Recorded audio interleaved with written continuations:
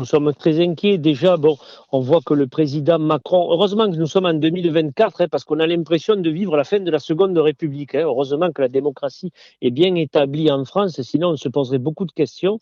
On voit qu'il a réussi à faire une coalition du centre droit de son parti juste à l'extrême droite, puisque l'extrême droite ne pourra pas dire qu'elle participe plus au pouvoir, puisque elle ne sera peut-être pas au gouvernement, mais elle ne va pas aller contre le gouvernement.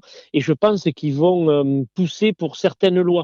Moi, ce que je veux dire aux électeurs et à ceux qui pensaient que la réforme des retraites allait être retirée, à ce qu'il y ait une augmentation des salaires, à ce qui est du mieux socialement et économiquement, je pense que nous allons vers tout le contraire, c'est-à-dire ils vont enlever les dotations, beaucoup de dotations aux collectivités locales qui sont les principaux investisseurs publics dans le pays. Les salaires, malheureusement, n'augmenteront pas et ils vont tabler d'entrée, je pense, sur une grosse loi d'immigration pour faire plaisir au Rassemblement national. Voilà, je pense que les électeurs, dans leur grande majorité, ont voulu un changement et ils ont une régression totale vers un ministre qui a été quand même député en 81, donc qui était député déjà en 1981. Donc vous voyez le renouvellement où il est. Je pense qu'il a voulu donner des gages à l'Union européenne, mais bon, on sait très bien que les directives européennes sont libérales, donc à partir de là, on ne s'attend pas à de bonnes choses économiques. Oui, vous les voyez comment les 3 prochaines années là, à Port-de-Bouc?